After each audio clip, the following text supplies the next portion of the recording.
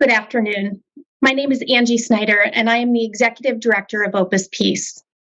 I've been a hospice nurse for more than 25 years. Today, it is my honor and privilege to welcome each one of you to our Opus Peace webinar on self-compassion. At Opus Peace, we say, peace begins in me. However, we live in a world that is so hectic that we rarely take time to find peace for ourselves. We hope that this webinar will provide you with the information that helps you access more inner peace. Today, we are going to talk about becoming real with ourselves. We're going to talk about how soul injuries separate us from our real self. We will identify how fear of emotional pain perpetuates numbing behaviors that interfere with being fully present to ourselves. And most importantly, we'll teach you a simple self-help tool that is an act of self-compassion that can be easily implemented even in the midst of your busy schedule. Using this tool can help you heal the relationship you have with yourself. And my hope for each of you is that you will use the next 60 minutes for you. So I encourage you to turn away from the outside world and truly give yourself the gift of self-compassion. Now, I'd like to introduce Deborah Grassman. She is a hospice nurse practitioner who has cared for more than 10,000 dying veterans over her 30-year career at the VA. Deborah has written 2 books, Peace at Last and The Hero Within, and has published more than 25 articles. She has 4 documentary films and a TED Talk featuring her work. As the founder of Opus Peace, we are so fortunate for the experience and knowledge she brings to us today. Deborah? Thank you, Angie. National Anchor Your Heart Day. Wow. I get excited just anticipating people all around the globe discovering how to be fully present to themselves. That's what today is all about. Now, I know that many of you already know how to be fully present for others because you may be personal or professional caregivers. You've learned how to be fully present to people that you care for. But do you know how to be fully present to your own self? I know that for decades, I didn't know how. And if you would have told me that it would be dying veterans who would teach me how to do that, I wouldn't have believed it. It's been a long journey that has ultimately led to this day right now. It actually started about 20 years ago as I was caring for those 10,000 dying veterans. You know, crossing that threshold from life into death can be scary. And as a hospice nurse, my goal was to help people to die healed, to die at peace with their past, at peace with what they were going through now, and at peace with what they were going to be going through in the future. But this twilight time between life and death is fraught with feelings of helplessness, loss of control, and uncertainty. Now, the literature talks about using the hand-heart connection to calm anxious patients. You see me using it in the photo on your screen, and I can tell you that it works. But there was one problem.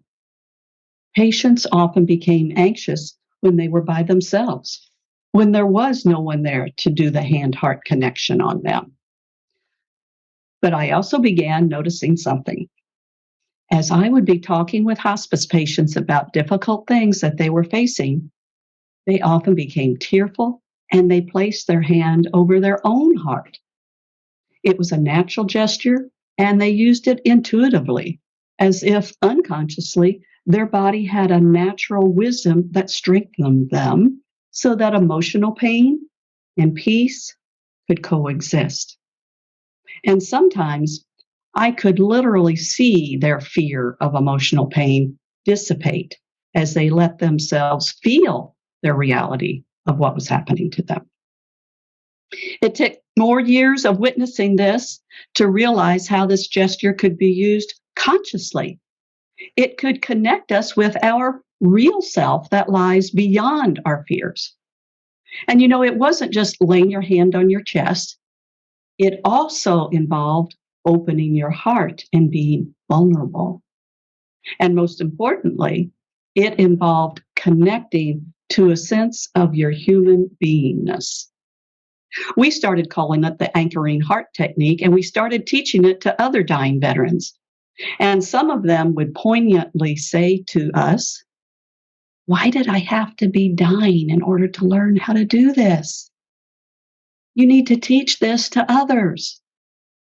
And that's when 5 of us VA hospice nurses started a nonprofit, Opus Peace, to bring the message that dying, traumatized veterans taught us about how to heal the relationship that we have with ourselves so we can be real. Because I can tell you, dying people have a lot to teach the rest of us about how to live. Well, our first endeavor was starting the Opus Peace Institute for Soul Injury Leadership Training. We teach the concept of soul injury as well as self-help tools to respond to it. Of course, one of the tools was the anchoring heart technique. And we had similar remarkable results as we had had with our veterans. We continually get emails like this one. "Thank you for all you've done to bring peace and rest to so many. I feel very blessed to have been a beneficiary of your wisdom, grace, and hard work. I've been thinking so much about how we can't take all pain away, but we can help one another increase our capacity to hold it and make some peace with it for ourselves." The anchoring heart technique taught me that. In fact, 3 researchers noticed the results that we were getting with our tools, and they did a research study with the participants who had come through the Institute about what tools they were still using with themselves and with others, even many years after receiving the training. And the number one tool, the anchoring heart technique. It helps people get real with themselves. Well, what does it mean to be your real self? Let me answer that with a t-shirt I saw. I saw a woman in the grocery store wearing a t-shirt that said, "I'm a bitch. That's who I am. If you don't like it, stay away." Now, if she would have dropped that facade and spoken from her real self, her t-shirt might have said, "I'm a hurting person who is angry and afraid of the world," right? Something has happened to her. She thinks this is her real self, but it's not. In fact, she is MIA. She has a soul injury because fear creates a facade that is separating her from her real self. So when I'm talking about the real self, I don't mean it in a narcissistic way that centers on me, me, me. Our thoughts and feelings are real, but that's not who we are. I have been with 10,000 dying veterans, and I can tell you there is nothing like a terminal diagnosis to wake you up to what is beyond thoughts and feelings. Everything becomes very real very quickly as facades crumble. I'm going to show you a slideshow now that tells you the story of how one veteran opened my heart and woke me up to how to become real. His name is Tommy Bills, and this is a picture of me with him. Years after he came back from Vietnam, he started keeping a diary about living with PTSD and about his recovery from alcohol and drug abuse, and about his journey into becoming real. Let's see what happens when you stop running from loss and hurt and instead let yourself get real with what your heart is feeling.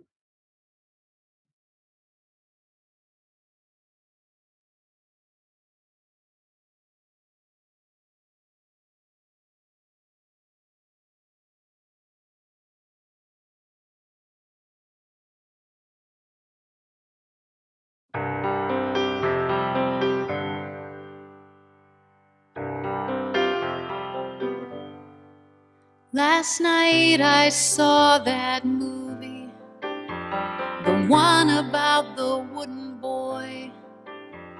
The good news is he could feel no sadness. The bad news is he could feel no joy. And it hit me hard,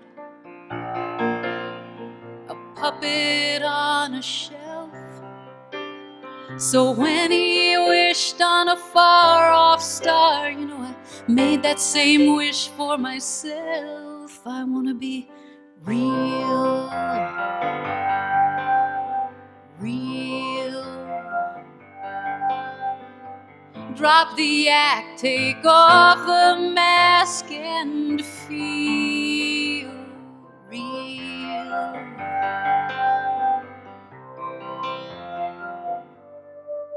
Well, I've been going through the motions, pulled by invisible strings, and I've pushed down the hurt, and I've held back the tears, and covered up the dreams. But beneath it all, trying hard to breathe, the me I buried long ago is screaming to break free. I wanna be real, real. Drop the act, take off the mask, and feel real. I wanna be real. Let the fear go, let the heart show, let the world see me. I wanna be real. Oh, and goodbye, wooden heart, and goodbye, painted smile. I wanna dance in a crowd, I wanna laugh out loud, I wanna act like a fool, I wanna be uncool, I wanna cry when I hurt, I wanna sweat when I work, I want help when I fall, I wanna feel it all.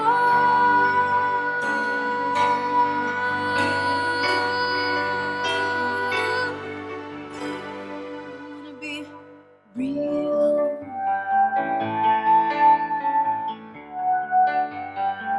Take off the mask, be real. Let my heart show real. I wanna be real.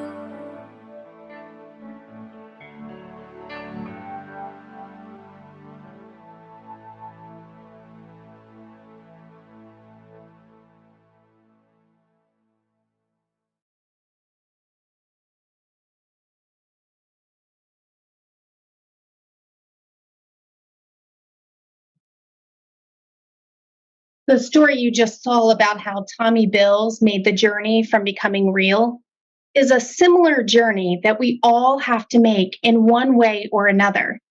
Because even though most of us have not been to a war, we all have painful wounds.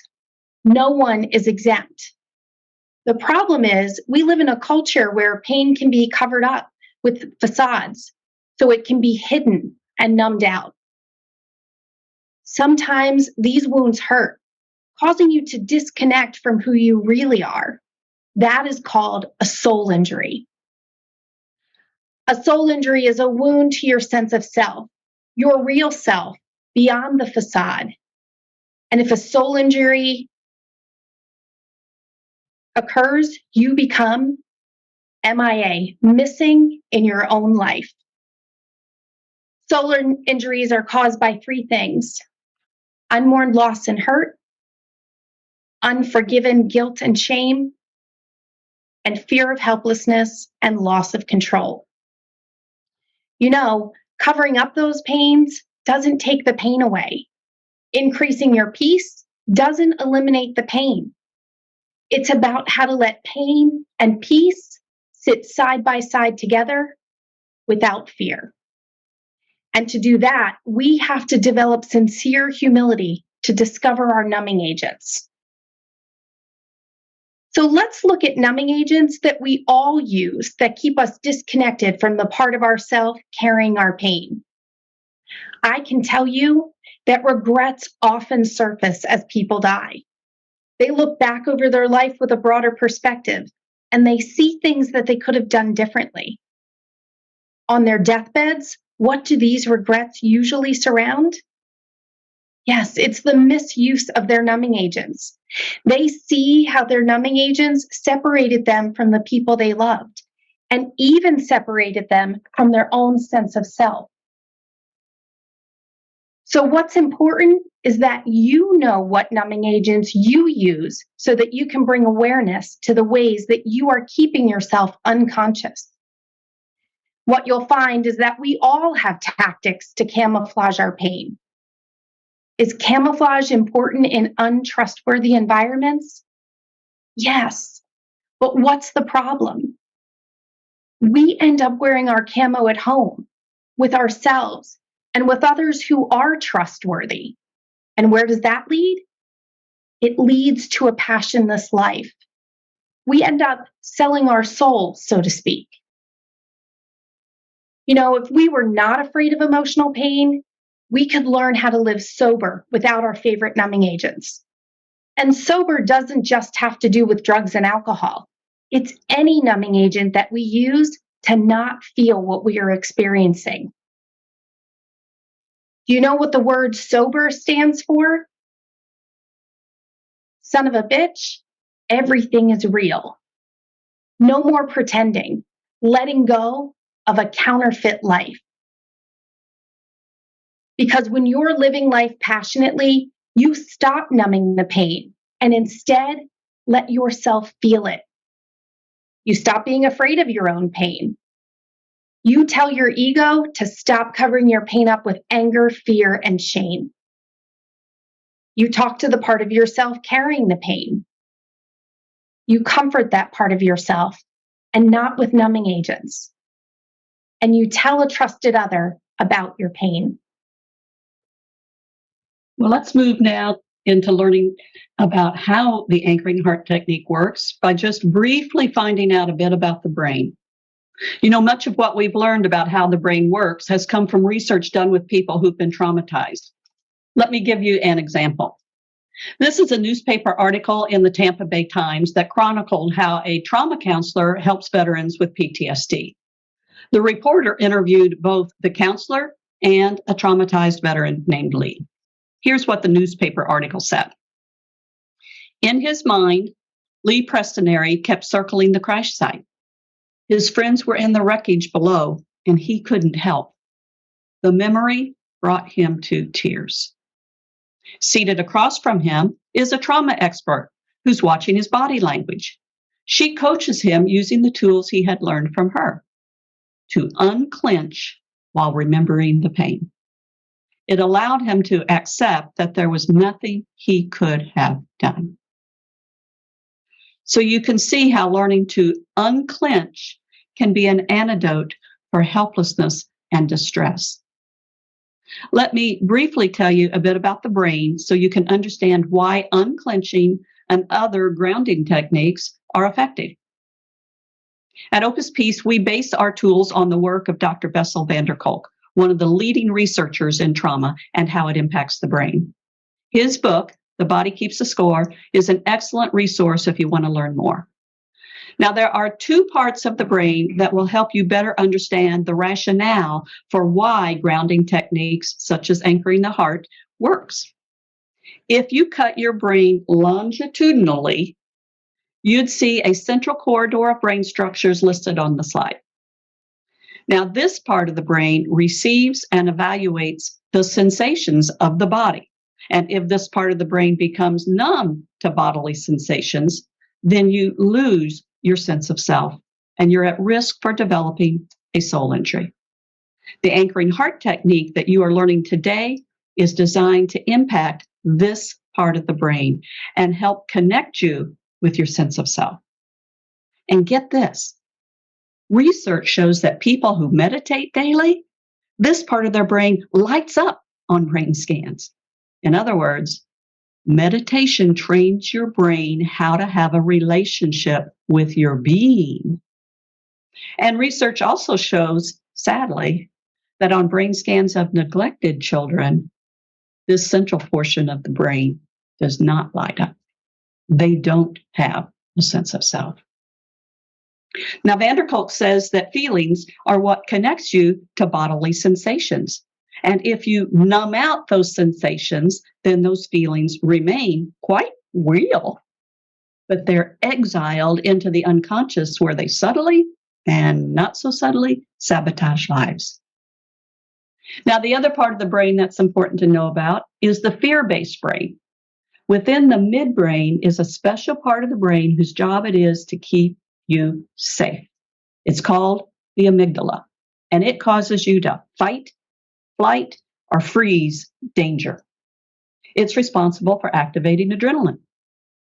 Now, the amygdala is what becomes overly activated if you have PTSD, and it sends out danger signals that keeps people hypervigilant, a little paranoid, always on guard.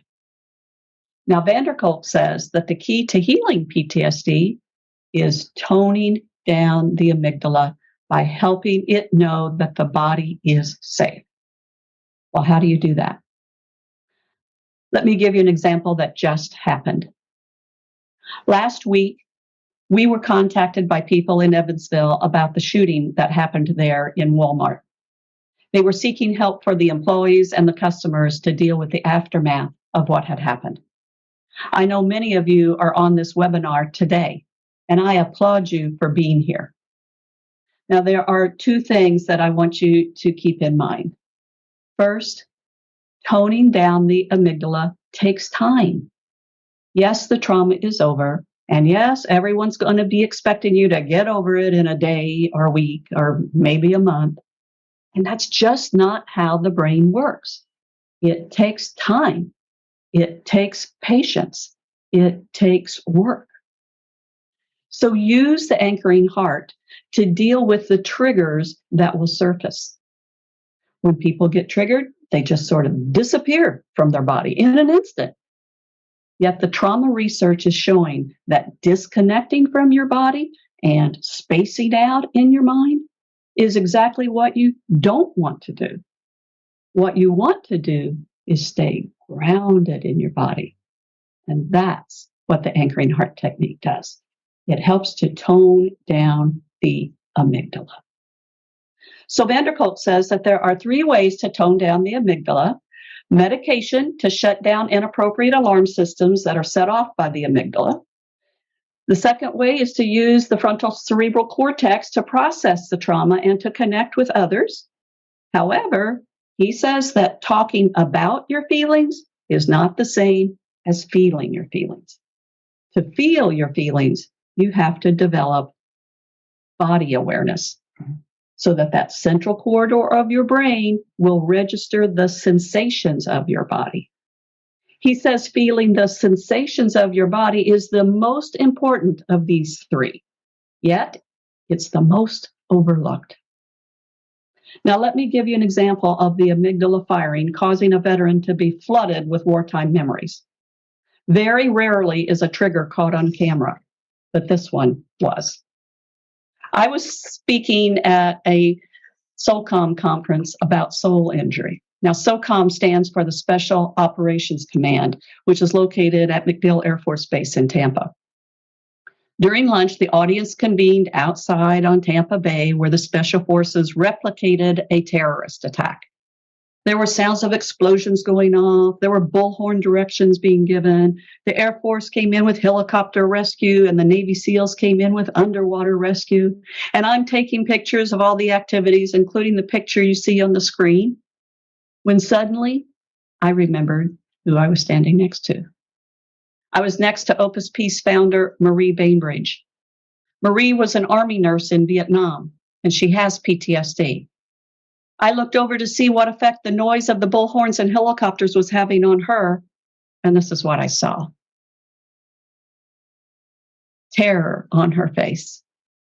And she was saying, "I can't do this. I can't do this. Get me out of here. Get me out of here." I reached over and I did the hand-heart connection with Marie, and I told her, "Breathe, Marie, breathe." And look at what Marie did. You can see how her terror decreased and she relaxed a bit into her own body. What Marie was doing was connecting with the part of herself holding painful memories that she had previously disconnected from. She changed her thinking from, I can't do this, to maybe I can do this. She was telling her amygdala that she is safe, that there is no present danger. You know, there's a famous saying that goes like this: neurons that fire together, wire together. Marie was rewiring her past. She was establishing new nerve pathways. Her amygdala had hijacked the moment, but being grounded allowed her to replace trusting her fear with trusting herself again. So you can see how anchoring your heart can retrain your brain and the synapses in your nervous system to allow emotional pain and peace to sit side by side together without fear. Let's look at why it works.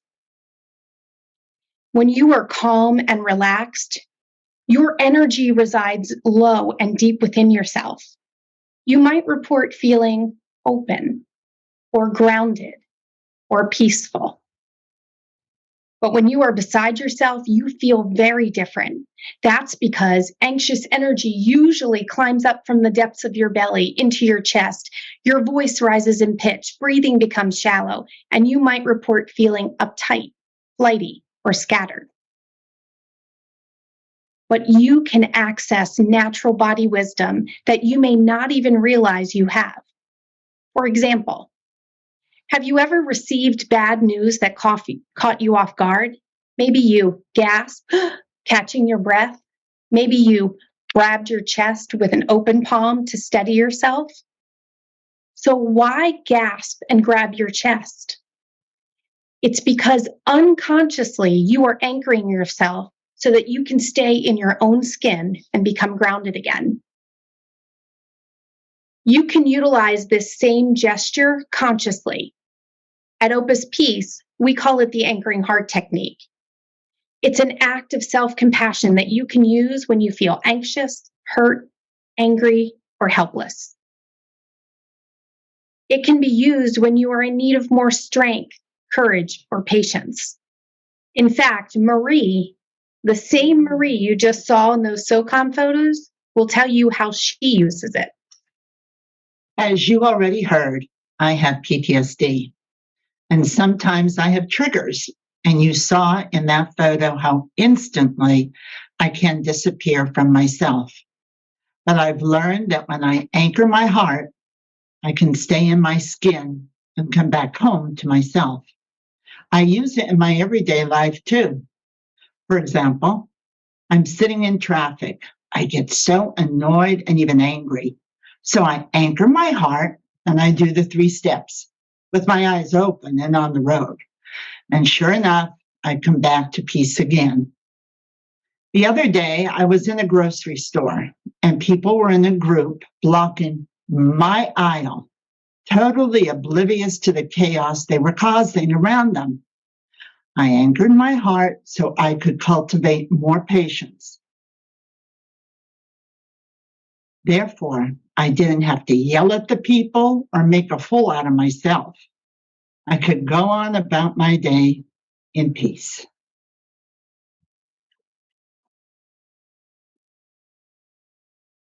So let me tell you what Marie did to anchor her heart. There are 3 simple steps that we will do together at 3 p.m. But let me first tell you what they are going to be.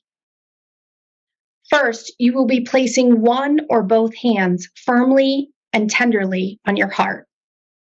Firmly is the operative word. It's not just putting your hand over your heart like you do for the Pledge of Allegiance. It needs to be firmly enough to create a sensation in your body that registers in your brain. It's making that body-mind connection. And once you've done that, breathe deeply. The second step is to get real with yourself, to feel whatever you are feeling or trying not to feel, the good, the bad, the ugly, the beautiful. It's like that famous saying that says, you can't heal what you don't feel. However, that chatter in our head often drowns out the whispers of our heart. And yet it's what's in our heart that awakens us to the realness of our experience.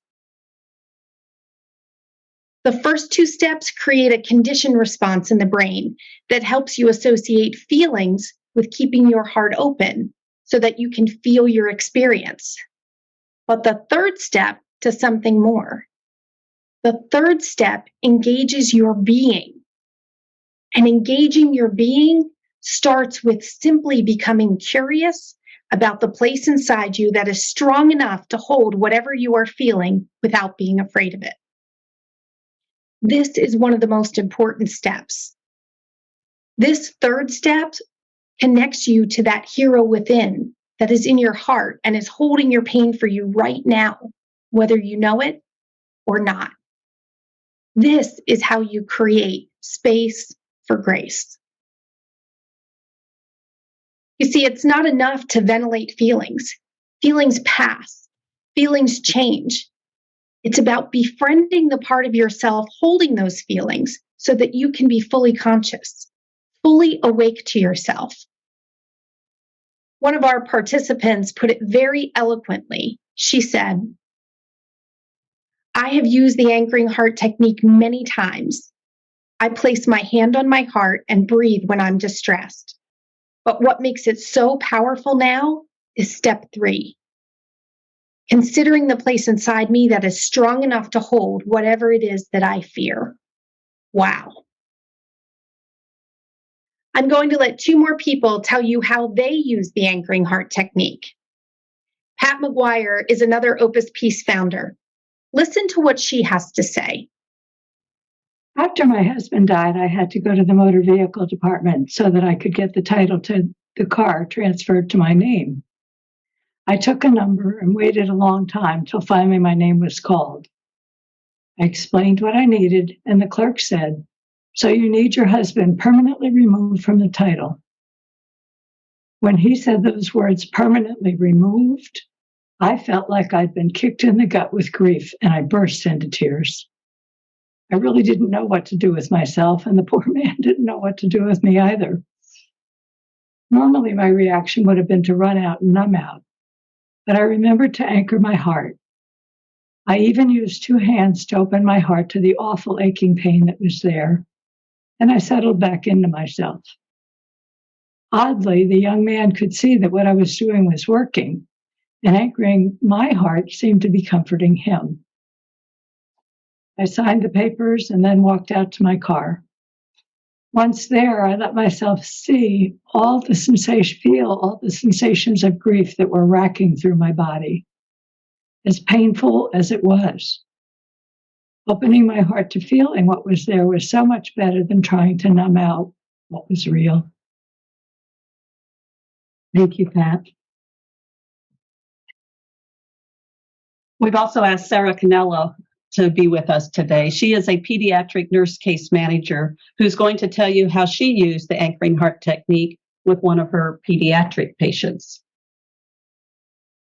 I was visiting a 6-year-old patient at a domestic violence shelter. The little girl was so filled with anxiety that she was pulling her hair out. She was even pulling the hair out of her doll. We talked about how she gets upset and she starts to feel jittery inside. I showed her how to do the anchoring heart technique, and she and her mother said they would try it. On my return visit to the shelter, I brought her a new doll with a full head of hair because the mother had reported that the little girl was now anchoring her heart and no longer pulling her hair out or the doll's hair out. Thank you, Sarah. So now you have a few ideas about how and when you can use the anchoring heart technique yourself. Mm-hmm. Let me show you now a slideshow that helps us start looking at our relationship to our fear of emotional pain. Once again, I'll let Vietnam veteran Tommy Bills teach you the way he did me.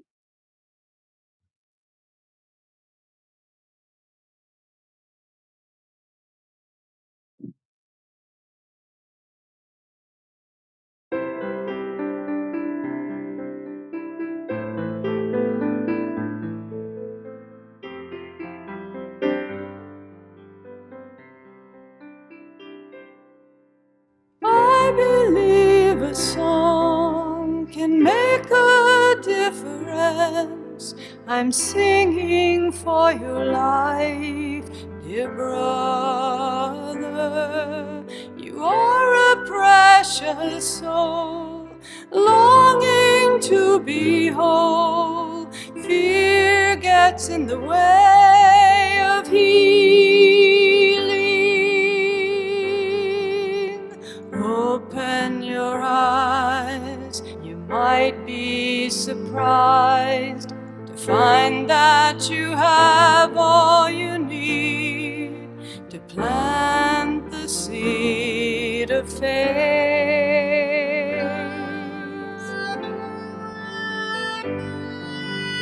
Grow it deep inside, where the scared boy tries to hide. You'll see him coming out with courage. Embrace him and rejoice. He's gonna find his voice and tell us all the story of his journey.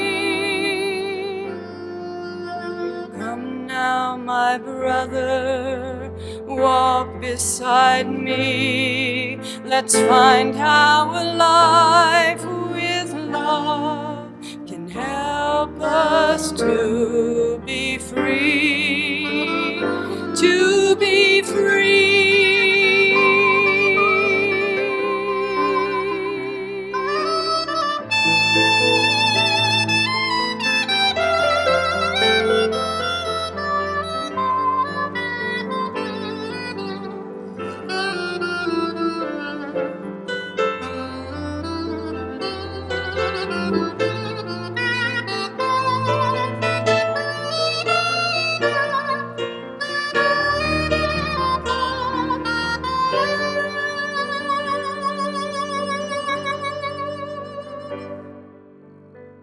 I believe a song can make a difference. I mean it from my heart, dear brother.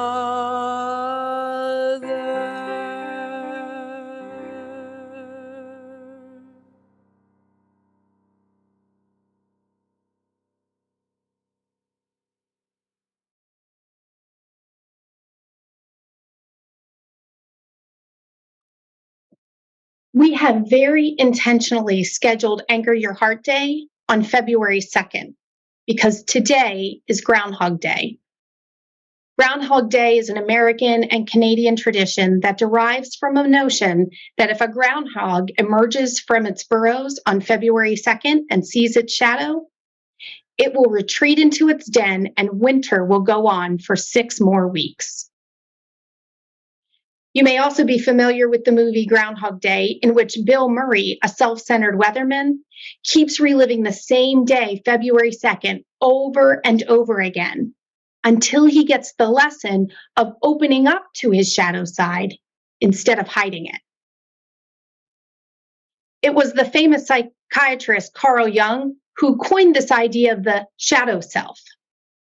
We all have a shadow self. The shadow self is filled with disowned parts of ourselves, parts we don't like, parts we don't want to look at.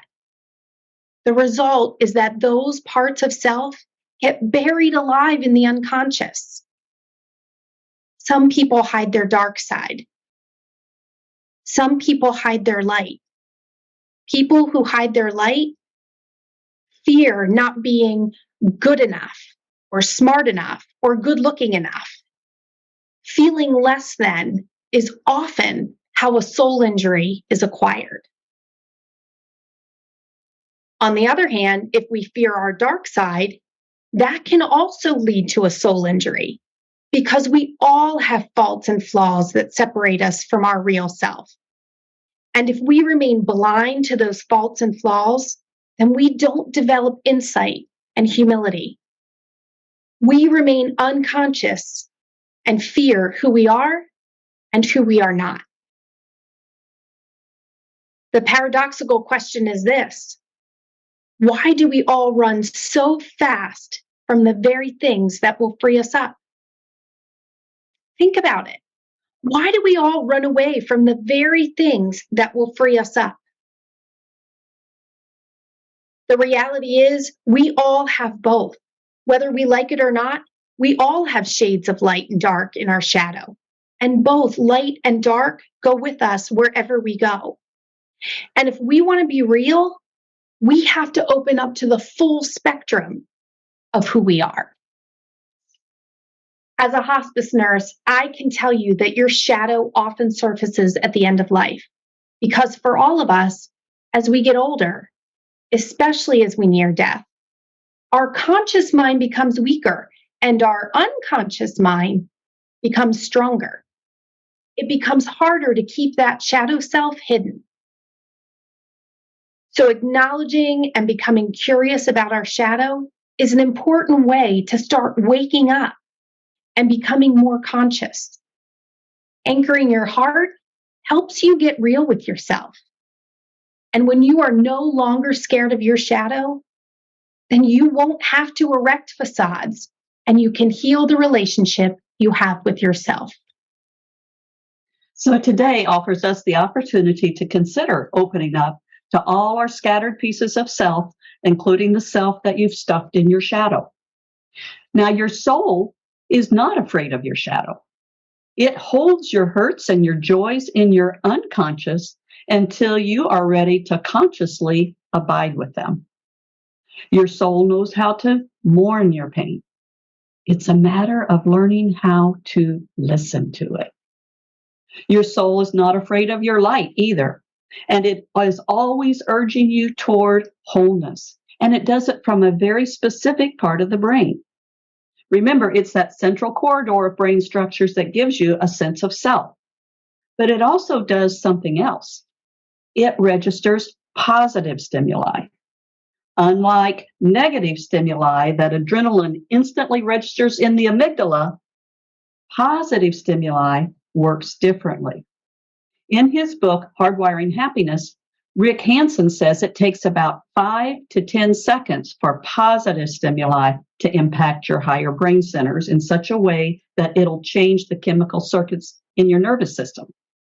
In other words, you have to consciously linger on positive experiences for them to sink in. If you don't linger on the positive, you'll have a nice memory, but it won't be soft-wired into your brain. So the anchoring heart technique is not only helpful in controlling your reactions to the fear-based brain, you also want to use the anchoring heart to activate feel-good chemicals in your body and to keep well-being pathways open in your nervous system. And the way to do this is to simply anchor your heart and let yourself linger 5 to 10 seconds on a positive feeling, or to savor beauty, or to behold a moment of inspiration. Just taking goodness and beauty in. But with so many demands inundating us all the time, it's hard to remember that beauty and goodness surround us. It's hard to seek beauty and goodness and to pause and behold it. And it doesn't have to be anything really big and extraordinary to release these feel-good neurochemicals. Just looking up into the sky and seeing the intriguing cloud formations, or a plant or a pot on your windowsill, or a smile and kind words that lifted your heart earlier today, or the memory of a quiet cup of coffee this morning.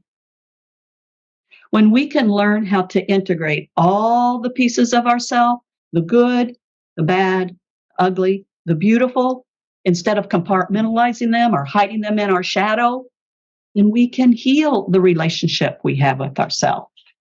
At Opus Peace, we summarize the process with 3 statements. Cultivate in me the willingness to reown, rehome, and revitalize scattered pieces of myself so wholeness can be restored. Grow in me the honesty, courage, and humility to release my fear of who I am and who I am not. Fuel me with your grace. As an organization, Opus Peace uses these 3 principles as a map for our personal and our professional growth. We hope you will consider using it as well to heal the relationship that you have with yourself. We're going to start preparing now for our global Anchoring Heart event. Opus Peace has been dreaming of the day when people all over the globe could join together for 3 minutes to clear our minds of clutter, to open our hearts to feel whatever is there, and then pause to connect with our real selves. This can help create inner peace. In fact, our Opus Peace tagline is, "Peace begins in me." Yet inner peace can seem like a daunting challenge because chaos, hostility, and disappointment abound everywhere around us. And it is tempting to point the finger outward and blame others for causing it. We are not here today to do that. Instead, we are going to take 3 minutes to focus on inward peace, focusing on getting real with the pain we might feel and making peace with it. And also focusing on getting real with our own inner goodness and opening up to that part of ourself. 750 people registered for this event. So right now, I want you to imagine what is getting ready to happen. Citizens around the globe, companies all over the planet, pausing for 3 minutes of silence to turn inward, take a deep breath, open their hearts, and get real with whatever they are feeling. Imagine people discovering the brave place inside themselves that unconsciously carries their emotional distress for them. Imagine the possible changes in behavior after today that could occur with individuals who start realizing that rather than using numbing agents to try to not feel what they're feeling, they could anchor their heart and let themselves get real with what they are feeling. Well, that's what's getting ready to happen. I'm going to lead you in a simple 3-minute grounding technique that you can use every day to start and stay connected with your deepest self. This is not some gimmick that promises to magically take your troubles away. Rather, it's a tool that helps you connect with the hero in your heart that is holding your pain and your joys for you right now. Afterward, we're going to give you a link for the video so that you can teach it with others. So if you can, I would like for you to lower your eyes or to close them completely, whatever you prefer, and place one or both hands firmly and tenderly on your heart, applying enough pressure that you can feel the sensation. And now, breathe deeply. Breathe deeply.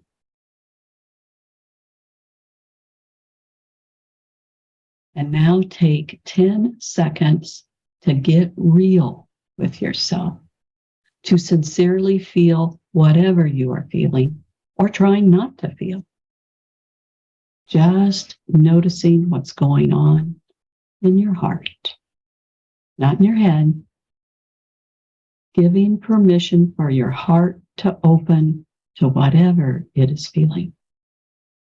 Not what it's supposed to feel, but what it's really feeling. Becoming fully present to yourself without judgment. And now pause for 5 seconds and let yourself become still. Let yourself become curious about this brave place inside you that is not afraid of your emotional pain and is also not afraid of your goodness and your beauty. Connecting with your being. This is where your real self dwells.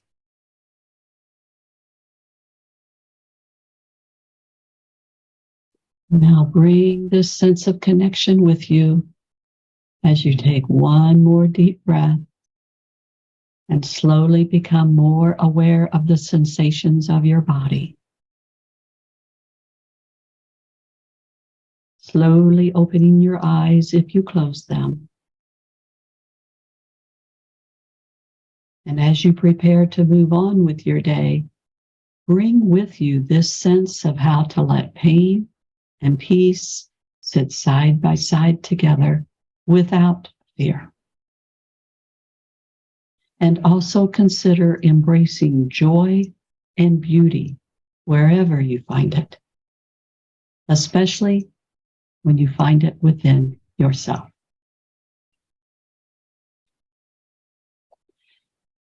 Now, you'll want to use this anchoring heart technique periodically throughout your day to simply check in with yourself, keeping it real.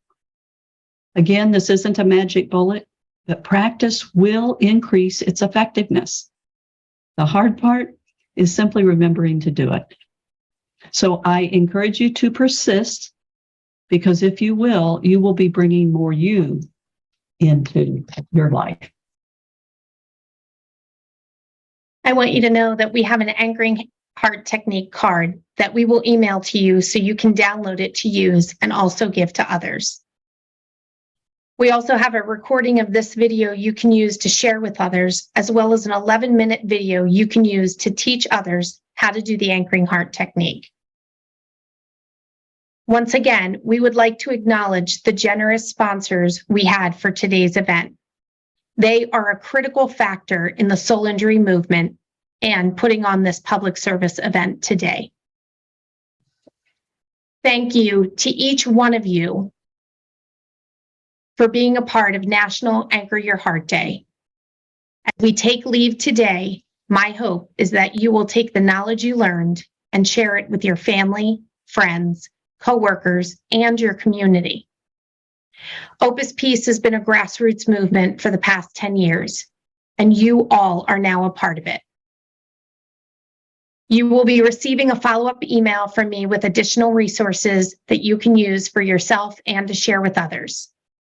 I also encourage you to check out our website at www.opuspeace.org to find out more about additional resources, trainings, our Masterpiece online learning program, and upcoming events.